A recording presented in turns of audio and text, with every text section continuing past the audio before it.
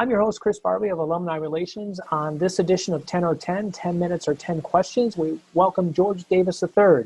George serves as Marketing and Special Events Coordinator at WGVU Public Media. In his role, George provides creative vision and oversight to annual fundraisers, marketing plans, community events, and engagement. Before joining Public Media, George was the Associate Director of Admissions at Grand Valley. He holds a BA in Journalism and Theater from Oakland University and will complete an MS in Communications from Grand Valley in December of 2020.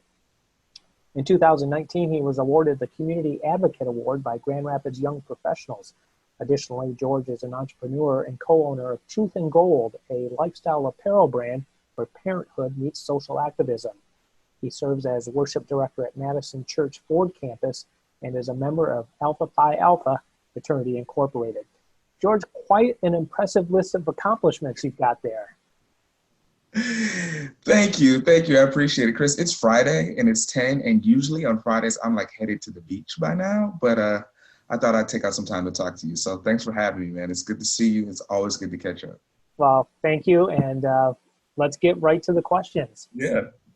First of all, what's your favorite number and its significance?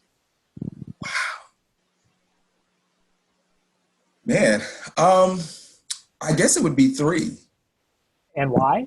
For me, I think it's a part of like my heritage and lineage. I'm the third of Georges in my family. My grandfather is George Wilson Davis Sr. and my father, George Wilson Davis II, and I'm the third. And so that always is, I think, a place of honor for me to be able to hold on or have a name that certainly my father and my grandfather had. And I think about it in this way, just in terms of, well, my father's still being alive, but not my grandfather. But I just think about like the idea of what is my responsibility for living up to the name and what I want to do with it and how far, I want to take it in terms of, my identity and being a George and being the third. And certainly I didn't duplicate the name with my children because I didn't think it got any better than this. So.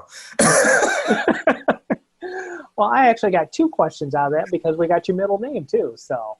Yeah. Oh, yeah, you did. You got Wilson. So yeah, I just think about that, the idea that, my father and my grandfather worked really hard so that I could have strong shoulders to stand on to look out further in life and see trajectory at a different level and from a different distance than what they did. If I am working and living every day only to necessarily, if you will, stand beside them, then I have a lot more work to do in living up to this good name. So awesome. What is the ideal George Davis vacation? The location and the number of days? Ooh, so 14 days. You already got that figured out. I do. I've done a little bit of traveling, but for me, it is probably being in a space that gives me the combination of enjoying kind of urban cosmopolitan life, but yet at the same time being able to retreat. And so my next place that I plan to visit hopefully is Portugal.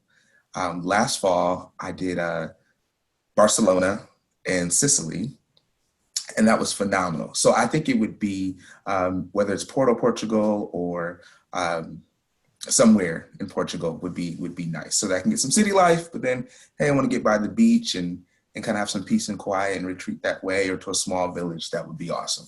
Yeah, and 14 days. You did not even hesitate on the 14 days. You had that just like that. That's enough for me. Like, I think we all need quiet. We all need that time where we need to recharge and kind of be alone with our thoughts and ourselves and away from what would seem or be normal. And 14 days seems just about right.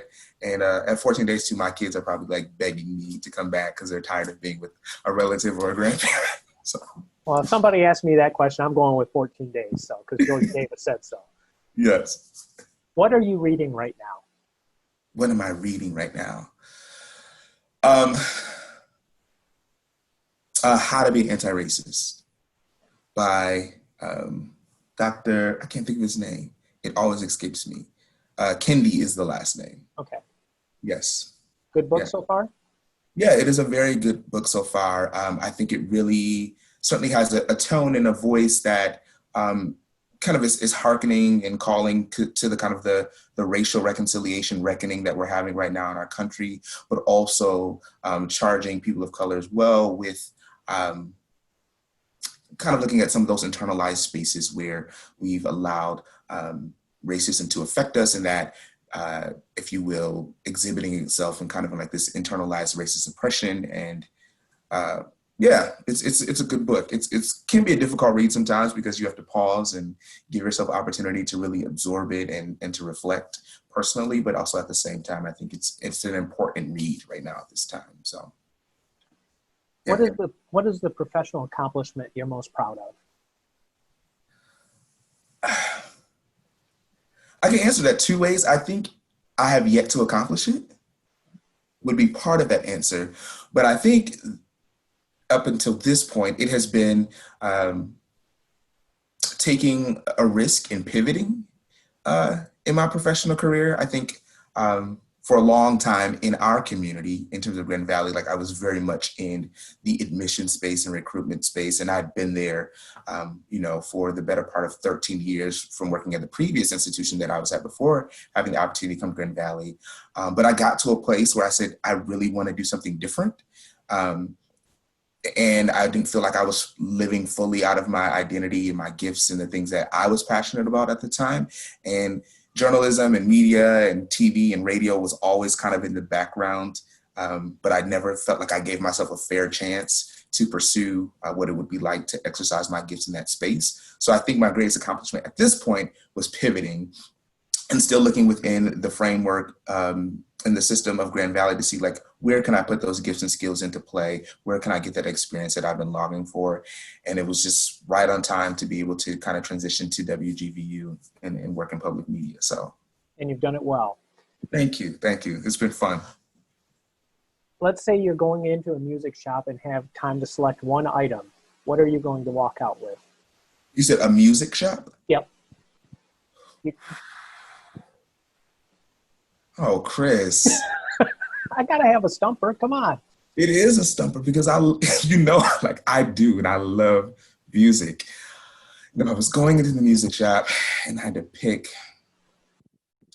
an album or something. Certainly it would be, it'd be an LP, it would be vinyl. And it would probably be Donny Hathaway. Okay. Yeah. His voice, is, for me, it's just like the voice, the male standard voice. And I love his approach to music. He always carries a level of vulnerability and sensitivity in terms of how he approaches music and his songs, and even songs that he covers. And certainly, like, Donny Hathaway has become more popular in his passing than he was probably when he was alive, in the 60s and 70s. But for me, he has just been like the quintessential singer, musician, songwriter. And I resonate and like feel him whenever I listen to his music. I will say that even though it's a Christmas song, this Christmas is one of those songs that I will play, at any other time of the year. He just does a great job with that. The Ghetto is a great song. Yes. If you like playing the air drums, there's lots of that in there. It's great. So great. Yeah. Fun, so. Yeah. He really was, I think, just a lot of times ahead of his time in terms of creativity, but then also really he did what Nina Simone said artists are supposed to do. Like, an artist's responsibility is to reflect, the times. And he spoke into, I think, a lot of social and political systems and spoke truth to power through his art. And I think we all know, like, kind of in the space that we're in, or we've always been when it comes to social rights and activism, the reality is that you have a responsibility to work within the realm of your gifts. And you need people in the fight and at the resistance at all levels. And so it looks different from person to person in terms of how you engage with society in that way. And so, but if you can do it in a way that is organic and fully out of your giftings, then it just has greater impact than doing something that, is outside of that realm. All right, we got to speed up a little bit because we were having too much fun. We got like 4 more questions and about 2 minutes to go. So what's the George Davis stress reliever? Can I say this? Don't get me fired, okay? A great bottle of wine and a charcuterie board. Oh, that's fine. That's excellent. Yeah. Favorite athletic team? Favorite athletic team. If we're going NBA, I've always been a Celtics fan. Always. Since I was a kid. Ooh. I know Oh. I'm going to get blown back not being a Pistons fan. You know, this is going to be aired, you know, so wow. I've always been a Celtics fan. Sorry. We might have to end this interview right now. So Edit that out. Are you a breakfast, lunch, or dinner guy? I'm a brunch guy. Okay. Yeah. That'll work. What was the mascot of your high school's biggest rival? I know you were an Out of Hills guy. Oh, the polar bears, Creston. Okay. Yeah. You say that with complete confidence, so. Completely. Both mascots have changed at this point, and Creston no longer exists, but, you know, I still live in the glory days of being a Indian. It's all good. Gotcha. And the last question I have for you. Cheesesteak or cheesecake? Ooh, cheesesteak. I knew that was going to be the answer. You know, to do these, I checked Facebook, and I saw a cheesesteak post that you had, so I had to throw that in there. So, good answer. Yeah, man. Delivered all the way from Philly. I was so grateful. That's some serious cheesesteak. You gotta have good friends, man. You gotta have friends. That's awesome.